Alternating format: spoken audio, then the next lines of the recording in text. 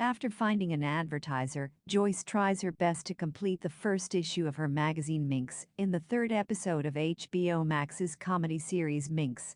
Joyce's efforts hit a wall when Councilwoman Bridget Westbury commences her fight against UGG and other adult entertainment industry giants in the San Fernando Valley. To help a distressed Joyce, Shelly teams up with Bambi and Richie. The episode ends with Joyce realizing the potential of people around her and Doug displaying his true nature to Tina.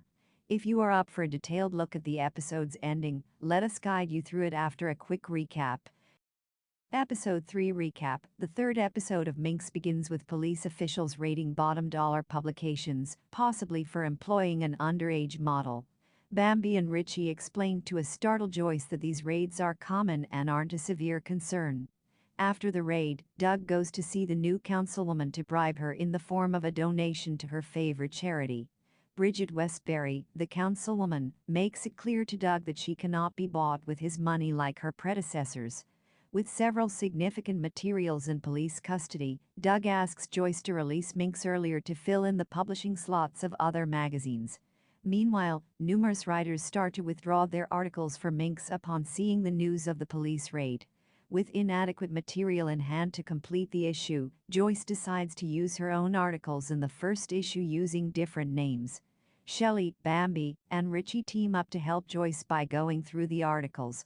Upon reading a few of them, the trio informs Joyce that they are not even able to understand her writings, only for Joyce to get disappointed. Shelly even suggests alternative titles for Joyce's articles to gain the attention of the readers, but Joyce dismisses them. Finally, Joyce approaches Bridget to explain the predicament, but only to reach a dead end.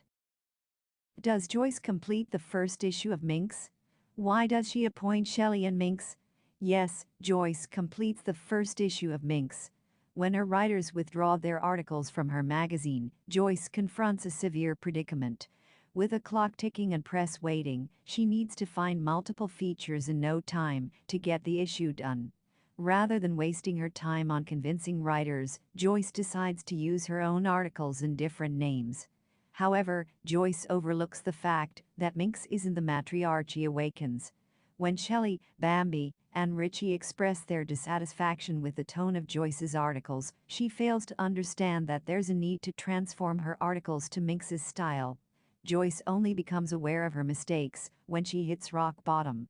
After returning from a tragic meeting with Bridget, Joyce seeks the help of Richie and Bambi. Joyce starts to comprehend that every article she publishes in her magazine needs a stylistic revamp. She works on her articles and presents them as catchy and intriguing, as per Shelly's suggestions. Her rework of the articles, enhanced by Richie's designs, impresses Doug. After Doug's approval, Joyce confirms the completion of Minx's first ever issue. The adventurous preparation for Minx's first issue teaches Joyce that her sister Shelly can be an incredible asset to her team. Shelly's suggestions play a pivotal part in the completion of the issue, and her presence turns out to be integral for Bambi and Richie to work as a team. More than everything, Shelly represents Minx's readers. She knows what will work and what will not as a reader. Thus, Joyce appoints Shelly in her magazine to teach her the nuances of women readers. By having Shelly on the team, Joyce is gaining an impeccable sounding board for her to improve the magazine. What are Councilwoman Bridget's secrets? Why doesn't Doug blackmail her? Councilwoman Bridget Westbury's determination to see the end of Doug's porn empire motivates her to conduct a raid on bottom dollar publications. Doug's attempt to reach a truce also arrives at a dead end when Bridget makes it clear that her concern isn't monetary.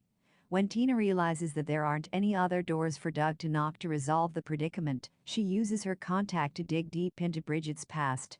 She offers her findings to Doug so that he can use the same to blackmail the councilwoman to save his publishing house.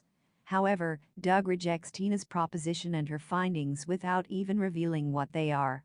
Even though he wants Bridget to stop troubling him, Doug isn't interested in doing something way out of the line. He isn't a vicious blackmailer who is going to use a person's secrets for his gain. Doug draws his boundary after harmless bribes, and that's the best he will try to exert his influence on someone. He also knows that he cannot reveal Bridget's secrets, even if she rejects him again. That conviction makes him say no to Tina's plan. Thus, Doug asks Tina to deal with the predicament fair and square without seeking abominable ways.